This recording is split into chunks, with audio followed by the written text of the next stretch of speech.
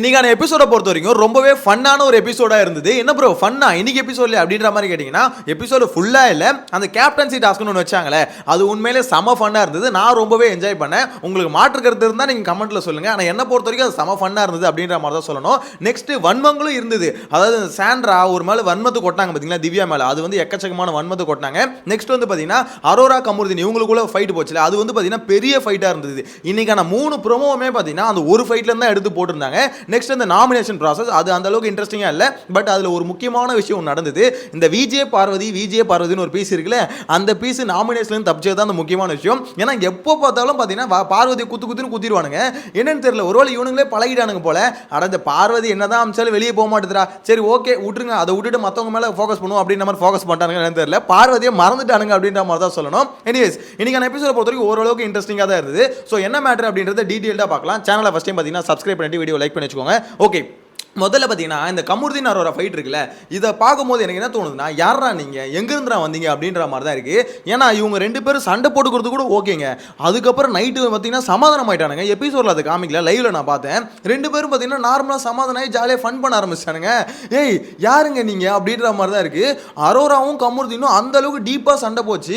எப்பயோ பார்த்தீங்கன்னா நார்மலாக பேச ஆரம்பிக்கிறாங்க. எனிவேஸ் அது டீட்டெயிலாக பார்க்கலாம். அதே மாதிரி இந்த சாண்ட்ரா திவ்யா இருக்குல்ல, இதுதான் பார்த்தீங்கன்னா நைட்டில் அங்கேருந்து ஆரம்பிச்சது எபிசோடு. ஸோ இங்கே வந்து 2 பேரும் சண்டை போறது கூட ஓகே. ஆனா சாண்ட்ரா எதுக்கு சண்டை போடுறான், ஏன் சண்டை போடுறான்னு தெரியாம உள்ளுக்குள்ள ஒரு வன்மத்தை வச்சுட்டு அது ஃபுல்லா பாத்தீங்கன்னா திவ்யா மேல காமிக்கிறாங்க. தேவையில்லாம கத்துறாங்க. அதாவது Dress வந்து பாத்தீங்கன்னா இந்த ரேக்கை க்ளீன் பண்ணி கொடு அப்படின்ற மாதிரி கேட்கறாங்க. இல்ல நானே எடுத்து வச்சுக்கிறேன் அப்படின்ற மாதிரி சொல்லுங்க, நான் எடுத்து வைக்கிறேன்.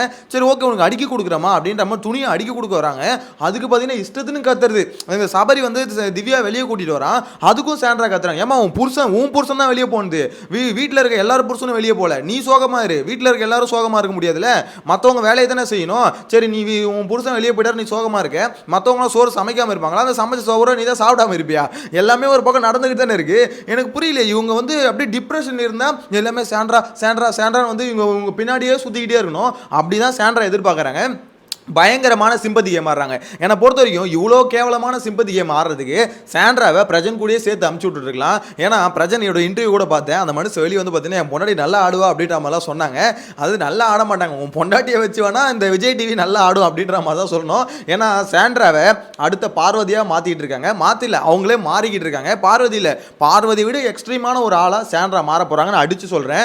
ஏன்னா அவ்வளோ வெஞ்சன்ஸ் இருக்குங்க. அப்பா யாருமா நீ, உன்னை திரும்பி யாருமே இந்த அளவுக்கு இன்னும் பெருசாக அடிக்கவே ஆரம்பிக்கல, அதுக்குள்ளேயே உள்ள வெஞ்சன்ஸா, பார்வதியே பரவாயில்லையா அப்படின்ற அளவுக்கு தோன்ற அளவுக்கு சாண்ட்ரா ஒரு சைடில் பார்த்தீங்கன்னா வன்மத்தை கக்கிட்டு இருக்காங்க அப்படின்ற மாதிரி தான் சொல்லணும். அதுவும் காலையில் ஆரம்பிச்ச சண்டை இருந்தது இல்லை, சாரி நேற்று நைட்டு திவ்யாவுக்கும் சாண்ட்ராக்கும் தேவையில்லாத சண்டை. திவ்யா ஒரு மாதிரி பார்த்தீங்கன்னா காண்டாயிட்டாங்க, அதாவது காண்டாவது அதிர்ச்சி ஆயிட்டாங்க.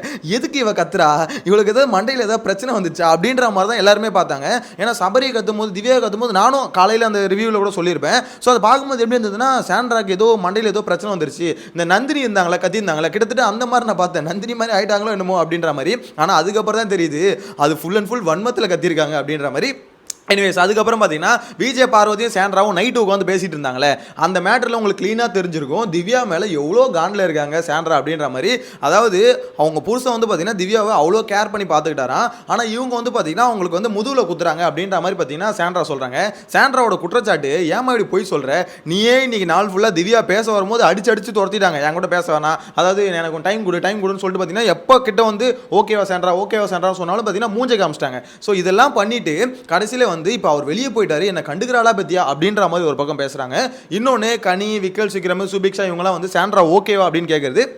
எதுக்கு இவனுங்களாம் வந்து கேட்குறானுங்க, இப்போ என்ன வச்சு ஒரு மாதிரி கண்டென்ட் பண்ணணும்னு நினைக்கிறானுங்களா, அந்த கேமரா ஸ்பேஸை வந்து இவனுக்கு எடுக்கணும்னு நினைக்கிறானுங்களா அப்படின்ற மாதிரிலாம் அவங்க கேட்குறாங்க. ஏமா ஏதோ ஒரு மூலையில் உட்காந்து அழுதுனுங்கிறிய, பார்க்க வந்து ரொம்ப பாவமாக இருக்கேன்னு சொல்லிட்டு இவங்களாம் வந்து கேட்குறது. அதை கூட நீ வந்து பார்த்தீங்கன்னா அவங்க என்ன வச்சு கண்டென்ட் பண்ணணும்னு நினைக்கிறாங்க அப்படின்ற மாதிரி யோசிக்கிறேன்னா, அப்போ அழுது நீ கண்டென்ட் பண்ணணும்னு நினைக்கிற அப்படின்ற மாதிரி மற்றவங்க சொன்னால் உனக்கு எவ்வளோ காண்டா இருக்கும். சீரியஸ்லி சச் எச்ச பிஹேவியர் அப்படின்ற மாதிரி தான் சாண்ட்ரா பண்ணுறதை பார்க்கும்போது இருந்தது. இதில் பத்தாவதுக்கு பார்வதியை நிறைய பேர் இந்த பீடன்னு சொல்லுவாங்களே, அதுக்கு வந்து பார்த்தீங்கன்னா கரெக்டாக ஜஸ்டிஸ் பண்ணுறாங்க. ஏன்னா அந்த இடத்துல சாண்ட்ரா தான் பார்த்தீங்கன்னா ஒரு மாதிரி வன்மத்தை கொட்டுறாங்க, ஒரு மாதிரி திவ்யா மேலே அப்சைடில் இருக்காங்க. அந்த இடத்துல போயிட்டு பார்த்தீங்கன்னா பயங்கரமாக இன்னும் கொளுத்தி போடுறாங்க. அவள் அப்படி தான், அவள் இப்படி தான், அவள் வந்து பார்த்தோன்னா அவளை வந்து முன்னாடி நிறுத்திக்கணும்னு நினைப்பா. ஸோ அது உங்களை 2 பேருக்கு முன்னாடி அவள் நின்றுட்டு இருந்தா, இப்போ வந்து பார்த்தோன்னா அவளுக்கு வந்து அந்த ஸ்பேஸ் கிடைக்கலன்னு ஓடி போயிட்டா, அந்த டீம் ஓடி போயிட்டா அப்படின்ற மாதிரி இஷ்டத்துக்குன்னு பார்த்தீங்கன்னா இவங்களும் எக்ஸ்ட்ரா ஏற்றி விட்றாங்க. எனக்கு தெரிஞ்சு சாண்ட்ரா வர்சஸ் திவ்யா கூடிய சீக்கிரம் வெடிக்க போகுது அப்படின்ற மாதிரி தான் சொல்லணும். திவ்யா இறங்கி ஆடணும்னு நினைச்சா அந்த பொட்டன்ஷியல் இருக்கு. சாண்ட்ராவை எதிர்த்து அடிச்சா மட்டும்தான் முடியும், இல்லைன்னா சாண்ட்ரா அடிக்கிற அடியை வாங்கிட்டு இருக்கணும். இது ரெண்டுத்துல ஏதோ நடக்க போது, வெயிட் பண்ணி பார்க்கலாம்னு வச்சுக்கோங்களேன். ஓகே, இதுக்கப்புறம் பார்த்தீங்கன்னா காலையில் விடியுது. விடிஞ்சவொடனே கானா வினோத்தோட கவுண்ட்ரு, உண்மையிலே இந்த யோகா பண்ணும்போது ஒரு கவுண்ட்ரு போட்டார்ல, வேற லெவலில் இருந்ததுங்க. செம ஃபன்னாக இருந்தது அப்படின்ற மாதிரி தான் சொல்லணும். பயங்கரமாக பங்கம் பண்ணி கலாச்சாரு. எபிசோடு வந்து காலையில் அந்த பாட்டு போட்டு ஆரம்பிக்கும் போதே ஒரு நல்லா தான் ஆரம்பிச்சது. ஆனால் அது கொஞ்சம் முடியறதுக்குள்ளேயே பார்த்தீங்கன்னா அந்த அரோராவுக்கும் கமருதீனுக்கும் சண்டை ஆரம்பிச்சதுல, அந்த சண்டையை பொறுத்த வரைக்கும் கமருதீன் சூப்பராக ஆரம்பிச்சார். அதாவது கிச்சனில் இந்த மாதிரி ஃபங்கஸ் வந்துடும் அப்படின்ற மாதிரி ஒரு குறை ஒன்று சொல்கிறேன். ஆனால் கிச்சன் டீம்லேயே 10 வாரம் இல்லையே அப்படின்னு சொல்லிட்டு ஒரு விஷயம் சொல்கிறாரு. கிச்சன் டீமில் யாராவது அரோரா போடுங்க, அதெல்லாம் செம பாயிண்ட்டு. அந்த பாயிண்ட்டை மட்டுமே வச்சு அடின்னு அடிச்சிருந்தாலே போதும். ஆனால் இவர் என்ன பண்ணுறாரு, அதுக்கு அடுத்து வார்த்தையோட திருப்பி எங்கெங்கேயோ போய் கடைசியில் துஷார் மேட்டருக்கு வந்துச்சு. துஷார் பேரை எடுத்தோன்னு அரோரா பார்த்தீங்கன்னா எனக்கு ஒன்றுமே புரியலையே. அந்த பேரை எடுத்தாலே ஹர்ட் ஆகுறாங்க, அந்த ஃபோட்டோவை பார்த்து அழுகுறாங்க. ஏமா அவன் ஃப்ரெண்டுன்னு தான் சொல்லிட்டு போனா, நீ தான் பிடிக்கும்னு சொல்லிட்டு சுத்துற, எனக்கு ஒன்றும் புரியல, உன் புருஷ மாதிரி பிஹேவ் பண்ணுற நீனு, ஏதோ பிரச்சனை வெளியே போயிட்டார் சாண்ட்ரா அழுகுறாங்க. இந்த பக்கம் பார்த்தீங்கன்னா துஷாரை நினச்சி இங்கே வந்து அரோரா அழுதுட்டு இருக்காங்க. ஏதோ எப்படி சொல்லுது, 10 வருஷம் கல்யாணம் ஆகி குடும்பம் நடத்தின புருஷன் வந்து வீட்டை விட்டு வெளியே போயிட்டா இப்போ சாண்ட்ரா அழுகுறாங்களா. கிட்டத்தட்ட அப்படி தான் இருக்குது. அரோரா வந்து துஷார் ஃபோட்டோ பார்த்து பண்ணுறது. துஷார் வீட்டில் இதெல்லாம் என்ன நினைப்பாங்க, டேய் உன்னை எதுக்கு அமிச்சா என்ன பண்ணிட்டு வந்திருக்க, அந்த பொண்ணு ஏன்டா உன்னை ஃபீல் பண்ணி அழுவுது, உன்னை நினச்சி ஏன்டா அழுவுது அப்படின்ற மாதிரி தான் இது பண்ணிட்டு இருப்பாங்க. அரோரா பொறுத்த வரைக்கும் ஃபுல் அண்ட் ஃபுல் கில்ட்டு. நம்மளால் போயிட்டான்னு சொல்லிட்டானே துஷார், அதாவது துஷார் வந்து இவங்களால தான் போயிட்டான் அப்படின்ற மாதிரி கம்முன்னு சொன்னால் அவங்களால ஏற்றுக்கவே முடியல. ஏன்னா அவ்வளோ கில்ட் இருக்குது. அது உண்மையானு கேட்டிங்கன்னா அது உண்மை தான், அதை அக்செப்ட் பண்ணி தான் ஆகணும். அதாவது இவங்களால மட்டும் போல இவங்களும் ஒரு மெயின் காரணம் அப்படின்ற மாதிரி தான் சொல்லணும். இதுங்க ரெண்டும் ஒன்றா பேசாமல் இருந்தால் அந்த பையன் வேறு ஏதாவது ஒரு கேம் ஆடிக்க ட்ரை பண்ணியிருக்கலாம். அந்த பையன் மேலே தான் மேஜர் தப்பு. ஆனால் அரோரா மேலேயே தப்பு இருக்குல்ல. ஏன்னா துஷார் வியூ எப்படி இருக்கு, ஸ்விம்மிங் பூல் வியூ எப்படி இருக்கு பார்த்தியா, சின்னதாக இருக்குது. ஓ சின்னதாக இருக்கா, இதெல்லாம் டே என்ன மாதிரி 18+ கண்டென்ட் பண்ணிங்க 2 பேர் சேர்ந்துக்கிட்டு. ஏதோ இவங்க வந்து இப்போ அரோரா எப்படி இவங்களை வந்து, அதாவது விஜய் பார்வதியும் கமருதீனையும் பார்த்து கன்றாவி காதல்னு சொல்லுதோ, அது கன்றாவி காதல் தான், அது விட்டுதலுங்க. அதே மாதிரி தான் நீங்கள் பண்ணது என்னது, அது அதை விட கொடூரமான காதலாச்சே. காதல்னு சொல்லி காதல் அசிங்கப்படுத்துறமே, இதுங்க ரெண்டும் பண்ணுறது காதல் இல்லை, காஜி. எனிவேஸ் அதை வந்து பார்த்தீங்கன்னா துஷார் போனதுக்கு அவங்க ரொம்பவே ஃபீல் பண்ணுறாங்க. கமருதீன் வந்து பார்த்தீங்கன்னா ஏறுன்னு ஏறுறான். ஒரு கட்டத்தில் பார்த்தீங்கன்னா வார்த்தையை விட்டா மியூட் பண்ணியிருப்பாங்க எபிசோடில். அதாவது கம்பளை திருப்பி கேட்டிருப்பாங்க, செயினும் இருக்குன்னு அதையும் கொடுத்துறேன், வேறு ஏதாவது கொடுத்துருவீங்களா, ஜெட்டிக்கிட்டி கொடுத்துருவீங்களா அப்படின்ற மாதிரி அதையும் கேட்டுருவான். அதெல்லாம் கொஞ்சம் ஓவர். அதாவது கமருதீனை பொறுத்த வரைக்கும் ஒரு கரெக்டான பாயிண்ட் எடுத்து அடிக்கிறனா அதை மட்டும் வச்சு அடிக்கணும். அதை விட்டுட்டு இஷ்டத்துன்னு வார்த்தையை விட்டு தேவையில்லாம வாங்கி அடிக்கிறதுல நம்பர் 1 பார்த்தீங்கன்னா கமருதீன் தான். கமருதீனோட இந்த பிஹேவியர் கடைசி வரைக்கும் மாறாதுங்க. எனக்கு என்னன்னா, நீலாம் ஒரு மனுஷனான்னு அரோரா கேட்குறாங்க, இப்படி பண்ணுறீ அப்படின்ற மாதிரி கேவலமாக திட்டுறாங்க. இதே மனுஷனை தானே நீங்கள் வந்து கூட வச்சுட்டு சுற்றிட்டு இருந்தீங்க. உங்கள் கூட இருந்து இன்னொருத்தனை வந்து இந்த மாதிரி கேள்வி கேட்கும் போது உங்களுக்கு பெருசாக தெரியலையா?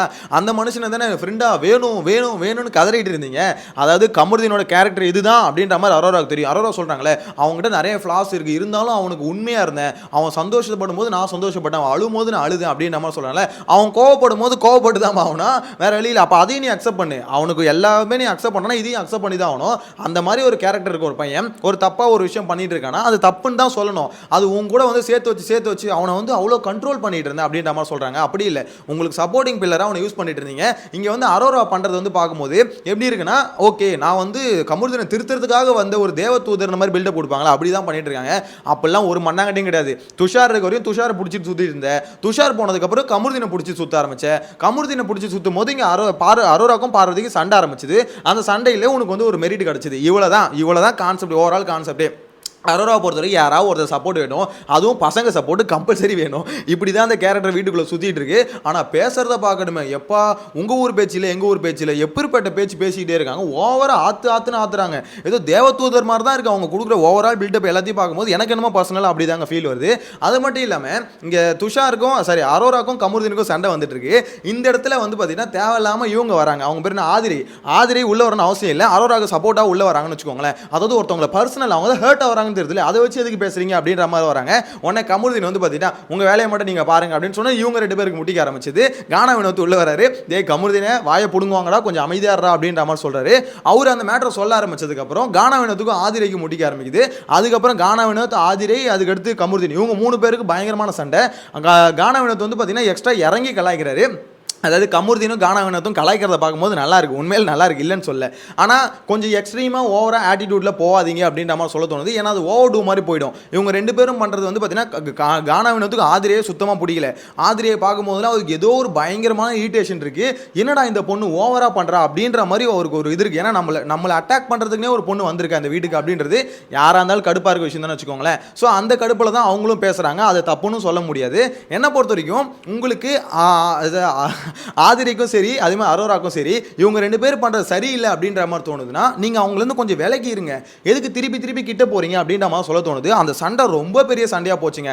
சிம்பிள் மேட்ரு, அரோரா வந்து கமருதீனை இப்படி தான் தெரிஞ்சு பழகினது ஃபர்ஸ்ட் தப்பு. நெக்ஸ்ட் இதெல்லாம் சண்டை நடந்ததுக்கு அப்புறமும் திரும்பி வந்து பார்த்தீங்கன்னா ஃப்ரெண்டா சேர்றாங்கல்ல, அது அதை விட பெரிய தப்பு. ஃப்ரெண்டா இல்லைன்றதால தான் இவ்வளவும் பண்ற அப்படின்ற மாதிரி கமருதீனை சொல்றாங்க. அப்படி இருக்கும்போது திருப்பி நீ அதையே பண்றனா அப்ப நீ யார் அப்படின்ற ஒரு பேசிக்கான கேள்வி தான் என்ன பொறுத்தவரை கேட்க தோணுது. ஸோ அரோரா உண்மையிலேயே உங்களுக்கு வந்து பார்த்தீங்கன்னா கமருதீன் பண்ணுறது எல்லாமே தப்பு, அவன் பண்ணுறது எதுவுமே சரியில்லை அப்படின்னா டோட்டலாக அவனோட விலகிருங்க. இல்லை அவன் வந்து இந்த மாதிரி திருப்பி திருப்பி என்ன அட்டாக் பண்ணுறான் அப்படின்றதுக்கோசமே ஃப்ரெண்டாக ஜாயின் அடிக்கிறீங்களா அப்படின்ற ஒரு கேள்வி இருக்குது. எனிவேஸ் இது ஒரு கன்றாவியான ஒரு கான்செப்ட். இந்த கான்செப்ட் இவ்வளோ டைம் வேஸ்ட் பண்ணது வேஸ்ட் அப்படின்ற மாதிரி தோணுது. எனிவேஸ் ஆனால் இந்த 3 பேருக்குள்ளே ஒன்று போயிட்டு இருக்குல்ல, அரோரா கமருதீன் பார்வதி, இது கடைசி வரைக்கும் ஒரு முடிவே இருக்காது போல. இது ஒரு மேட்டர் ஒரு பக்கம் வர வைங்க. நெக்ஸ்ட்டு அந்த கான்செப்ட் ஆரம்பிக்குது. Sorry task, fun task. உண்மையிலே சொல்கிறேன் இதுதான் ஃபன் டாஸ்க். இவ்வளோ நாள் விக்ரம் பண்ணிட்டு இருந்தார்ல, அது இல்லைடா ஃபன்னு, இதுதான்டா ஃபன்னு அப்படின்ற மாதிரி ஒரு மாதிரி செம்ம ஃபன்னாக இருந்ததுங்க. லைவில் பார்க்கும்போது அவ்வளோ நேரம் நான் சிரிச்சுக்கிட்டே இருந்தேன், அவ்வளோ ஃபன்னாக இருந்தது. நிறைய பேர் சிரிச்சிருப்பீங்க. அந்த பாலை தூக்கிட்டு போயிட்டு விக்கல் விக்ரம், அதுக்கப்புறம் அவங்க பேர் திவ்யா கணேஷ், ஸோ இவங்கெல்லாம் ஒரு மாதிரி பாலை தூக்கிட்டு ஆதிரையெல்லாம் செம்ம டஃப் கொடுத்தாங்க. அமித் ஒரு படி மேலே போய் இறங்கி செஞ்சாருங்க. அந்த டாஸ்க்கை அங்கங்கே இடிச்சுக்கிட்டாரு. ஆனால் அவர் டார்கெட் பண்ணிட்டார். காலையிலேருந்து ஒரு டிசைட் பண்ணி தான் இருந்தார் கேப்டன்சி டாஸ்க்ல ஜெயிக்கணும்னா. அவருக்கு ஏற்ற மாதிரி ஒரு டாஸ்க் வந்தது, அடிச்சு தூக்கிட்டு நான் ஜெயிக்கிறேன்டா அப்படின்ற மாதிரி ஜெயிச்சாரு. உண்மையிலே சொல்றேன் அல்டிமேட்டு. ஆனால் அந்த இடத்துல ஆதிரை, திவ்யா கணேஷ், விக்கல் விக்ரம், கனி இவங்களை பண்ற அந்த விஷயம்லாம் இருந்தது, அதெல்லாம் செம்ம ஃபன்னாக இருந்தது, ஜாலியாக இருந்தது. இந்த மாதிரி டாஸ்க்கை கொடுத்தா மக்களும் என்ஜாய் பண்ணுவாங்க. அதை விட்டுட்டு இவங்க ஃபன் பண்ற மாதிரிலாம் டாஸ்க் கொடுக்காதீங்க. இந்த வீக்லி டாஸ்க் வேற பார்த்தீங்கன்னா இப்போதைக்கு ஏகப்பட்ட அப்டேட் வருது, இந்த டாஸ்க் கொடுக்க போகிறாங்க அந்த டாஸ்க் கொடுக்க போகிறாங்க அப்படின்ற மாதிரி. ஆனால் ஃபன் டாஸ்க் மட்டும் தயவு செஞ்சு கொடுத்துடாதீங்க. ஏன்னா இப்போ வர அப்டேட் எதுவும் நம்பல, ஓகே பார்க்கலாம், நாளைக்கு காலையில் பார்க்கலாம்னு வச்சுக்கோங்களேன். ஆனால் என்ன பொறுத்த வரைக்கும் ஃபன் டாஸ்க் இல்லாமல் இந்த மாதிரி ஒரு ஆக்டிவிட்டி பேஸ்டு டாஸ்க் இருந்தால் கொஞ்சம் இன்ட்ரெஸ்டிங்காக இருக்கும் அப்படின்ற மாதிரி எனக்கு என்னமோ பர்சனலாக தோணுது. எனிவேஸ் இதுக்கப்புறம் பார்த்தீங்கன்னா அந்த நாமினேஷன் ப்ராசஸ், இந்த நாமினேஷன் ப்ராசஸை பொறுத்த வரைக்கும் விஜய் பார்வதி எஸ்கேப் ஆனது அவங்களுக்கு பெரிய அதிர்ச்சி. கடைசியில் ஸ்வீட்டு கொடுத்துலாம் கொண்டாடுறாங்க. ஆனால் இதில் மெயினான டார்கெட் யார் தெரியுமா? எதனால் அவங்க மிஸ் ஆனா மெயினான டார்கெட்டே சபரியும் ரம்யாவும் தான். சார் ரம்யா மேலே போன வீக்கெண்ட் ஃபுல்லாக எதுவுமே பண்ணல, ஒரு வீக் டேஸ் ஃபுல்லாக பார்த்தீங்கன்னா அந்த கேப்டன்சி ஒழுங்காக பண்ணல. அது மாதிரி வீக்கெண்டில் பார்த்தீங்கன்னா நான் வெளியே போகிறேன்னு சொன்னதுனால அந்த ஒரு காரணத்தை வச்சு அடின்னு அடிச்சிட்டாங்க. ரெண்டாவது சபரி வந்து 2 வாரமாக நாமினேஷன் வரல. ஸோ சபரியை உள்ள தூக்கி போடணும், அவன் வந்து ரொம்ப சேஃப் கேம் ஆடுறாரு அப்படின்ற மாதிரி சொல்கிறாங்க. என்ன பொறுத்த வரைக்கும் சபரி கிட்ட பொட்டன்ஷியல் இருக்குது, சபரி இறங்கி ஆடலாம். யாருக்கோ சபரி சப்போர்ட் பண்ணுறதுக்கு சபரி வந்து பார்த்தீங்கன்னா இறங்கி ஆடினா மக்கள் ஈஸியாக சப்போர்ட் பண்ணுவாங்க. ஆனால் அந்த பயப்புள்ளைக்கு ஏன் வந்தோம் எதுக்கு வந்தோம் தெரியாமல் அப்படியே ஒரு மாதிரி எல்லாருக்கிட்டையும் நல்ல பேர் எடுக்கணும்னே சுற்றிட்டு இருக்காப்புல.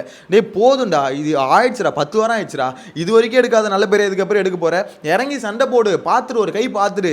அதாவது சபரிக்கு எவ்வளோதான் சொன்னாலும் சரி திருந்தவே மாட்டேன், எல்லாருக்கிட்டையும் நல்ல பேர் தான் எடுப்பேன் அப்படின்ற மாதிரி நல்லவனா தான் இருக்கணும்னு நினைச்சாருன்னா ஒன்றுமே முடியாது அப்படின்ற மாதிரி தோணுது. எனிவேஸ் உங்களோட கருத்தை மறக்காம கமெண்ட்ல மென்ஷன் பண்ணுங்க. நெக்ஸ்ட் வீடியோல மீட் பண்ணலாம். Bye by.